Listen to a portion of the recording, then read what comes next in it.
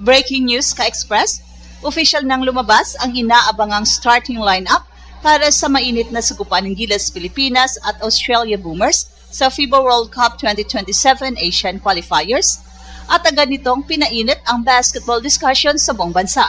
Hindi maliit na lineup ang inilabas ng Australia pero mas lalong nagulat ang mga fans nang makita ang sagot ng Pilipinas, isang big at versatile starting five na malinaw na dinisenyo para sabayan ang physicality ng Boomers.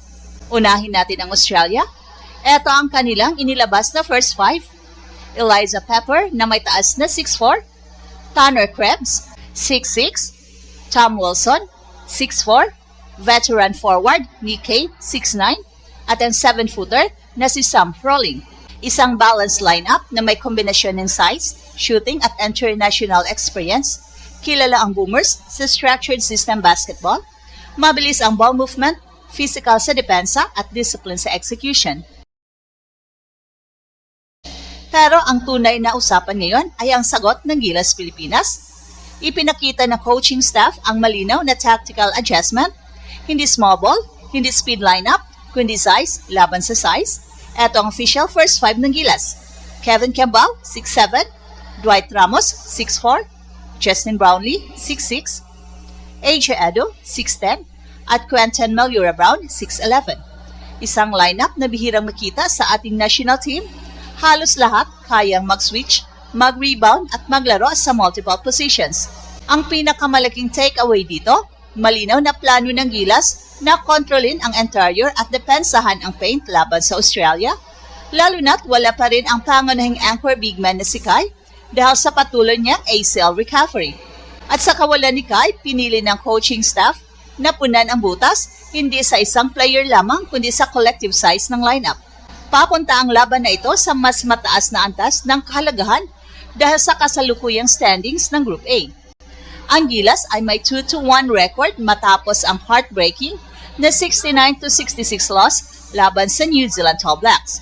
Isang dikitang laro na halos nakuha na ng Pilipinas pero nawi sa endgame execution issues. Samantala, papasok ang Australia na undefeated sa 3-0 record.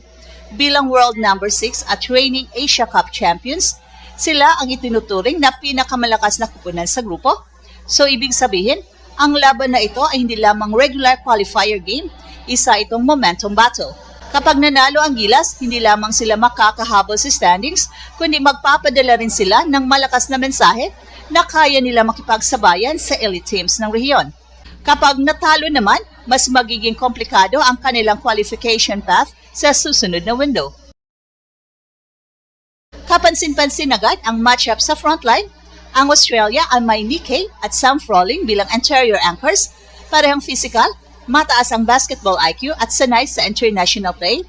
Pero ngayon, hindi papayag ang Gilas na ma-outsize tulad ng nangyari sa ibang laro. Sa pagpasok ni AJ Edo at QMB bilang sabay na starters, magkaroon ng Pilipinas ng twin tower presence na kayang mag-protect ng rim at mag-control ng rebounds. Si AJ Edo, kilala sa mobility at shot blocking instincts, ang inaasahang pangunahing depensa laban sa inside scoring ng Boomers. Samantala sa QMB ang magbibigay ng physical strength at rebounding stability. Sa wings naman, malaking responsibilidad ang nakaatang kina Kevin Campbell at Dwight Ramos. Si KQ isang 6'7" playmaking forward, ang magsisilbing connector ng offense, kayang magdala ng bola, mag-create at mag-switch defensively. Si Dwight Ramos naman ang expected na magbantay sa perimeter threats ng Australia habang nagbibigay ng scoring balance. At syempre, nasa spotlight muli si Justin Brownlee. Matapos ang quiet performance laban sa New Zealand, maraming fans ang naghihintay kung ito na ba ang kanyang bounce-back game. Bilang veteran leader ng team, inaasahan siya ang magiging stabilizer ng offense lalo na sa crunch moments. Ang paggamit ng malaking lineup ay hindi aksidente. Ito ay malinaw na adjustment matapos makita ng coaching staff kung paano na-expose ang interior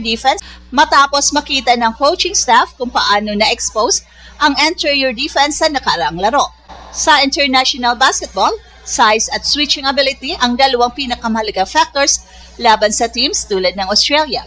At sa lineup na ito, halos lahat ng players ng Gilas ay kayang mag-switch defensively nang hindi agad nadidehado sa height mismatch. Maaari nitong limitahan ang pick and roll effectiveness ng Boomers at pilitin silang kumuha ng contested outside shots. Offensively naman, nagbibigay ito ng pagkakataon sa Pilipinas na kontrolin ang tempo, mas maraming second chance opportunities dahil sa rebounding advantage at mas maraming passing angles dahil sa height ng lineup. Isa pang advantage ay versatility. Kahit malaki ang lineup, hindi ito mabagal. Sina KQ, JB at Dwight ay kayang tumakbo sa transition, so ibig sabihin maaari pa rin maglaro ang Gilas ng fast-paced basketball kapag may pagkakataon. At agad ng trending online ang inilabas na starting five. Maraming mga fans ang natuwa sa desisyon na gamitin ang mas malaking lineup. Sinasabing ito na ang pinaka-international looking na Gilas starting unit sa mga nakaraang taon. May ilan ding nagsabing ito ang pinaka-balanced lineup dahil lahat ay kayang mag-score at magdepensa. May pressure din siyempre lalo na kay JB dahil inaasahan ng mga fans ang redemption performance matapos ang kanyang 4-point outing laban sa Tall Blacks. Pero karamihan ay naniniwalang ang bagong lineup structure ay makakatulong upang mabawasan ang defensive pressure at magbigay siya ng mas magandang scoring opportunities. Ang inaabangang laban ay gaganapin na ngayon at 7:30 p.m. sa SM Mall of Asia Arena. Inaasang puno ng Pinoy crowd na handang magbigay ng home court energy laban sa Powerhouse Australia. At live ito mapapanood sa One Sports at inaasahang isa ito sa pinaka-pinapanood na qualifiers games ng taon. Home crowd advantage ang isa sa pinakamalakas na sandata ng Gilas sa international competition. Malaking factor ang crowd momentum, lalo na laban sa disciplined teams tulad ng Boomers. Well, sa kabuuan, ang inilabas na starting lineup ng Gilas ay malinaw na strategic statement. Hindi sila uurong sa physical challenge ng Australia. Sa halip, haharapin nila ito gamit ang size, versatility at collective defense. Ito rin ang test ng adaptability ng team. Kaya ba nilang i-translate ang tactical adjustments sa actual execution? Makaka-bounce back ba ang offense matapos ang shooting struggle? At higit sa lahat, eto na ba ang laro kung saan muling magpapakita ng leadership at dominance si JB? Isang bagay ang sigurado, ang laban na ito ay higit pa sa standings. Isa itong sukatan kung hanggang saan ang evolution ng Gilas sa international stage.